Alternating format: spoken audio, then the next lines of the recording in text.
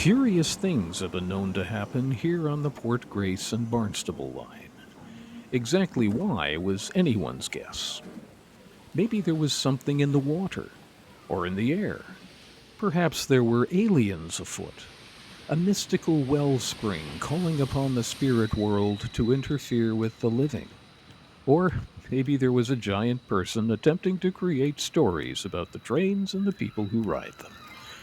Of course, that last possibility was purest fantasy, but the point remains one could spend a great deal of time pondering what attracts small bouts of weirdness to this little place. Then again, why bother, when you can just watch the trains go by and dream of simpler times? We'll deal with curiosities later.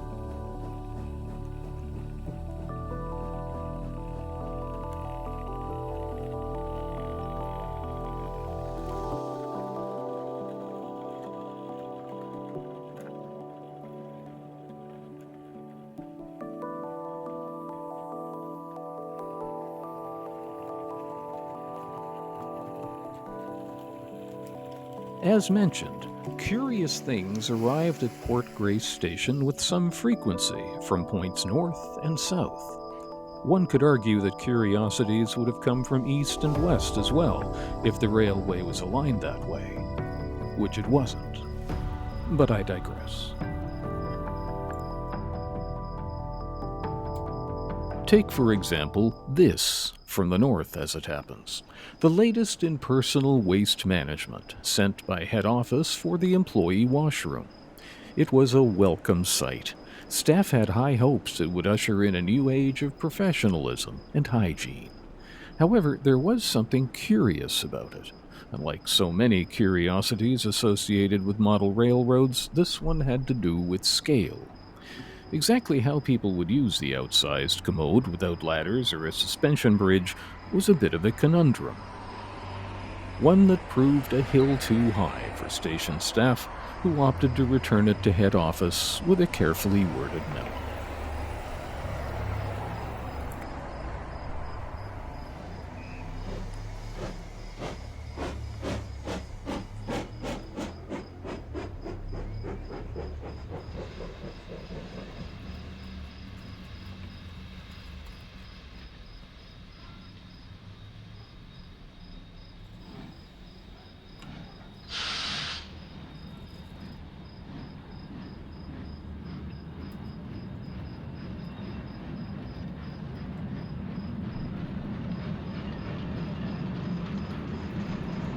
Another curiosity appeared last April in the station's Lost and Found, an opportunity to grow an Easter bunny.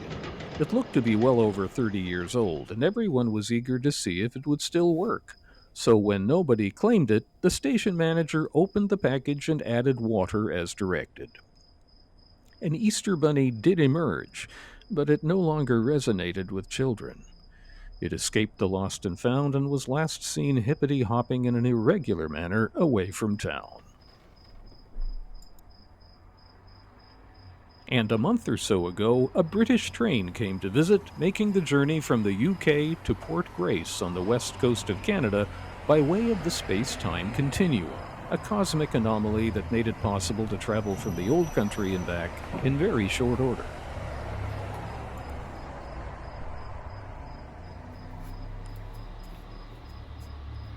After the English passengers had had a nice walkabout, the train departed for the journey home, leaving behind another curiosity for the station's lost and found. More than a little unsettling, though less so than the reconstituted bunny, this fellow bore a passing resemblance to Wallace, of Wallace and Gromit fame. Not surprising, because it was actually Wallace's stunt double, now retired, or so he said. Admittedly, his appearance did reflect certain inherent imperfections, but he was, like the actual Wallace, very kind to dogs, and a generous tipper at the Blink and Tipple pub, where he would often go after a long day waiting for his owner to claim him from the lost and found. Which, happily, did happen a couple of weeks later with the return of the British excursion train, much to the chagrin of pub servers who had grown used to his largesse. The reconstituted Easter Bunny was never claimed and is still at large. If you see him, do not approach. Just walk away and think of trains.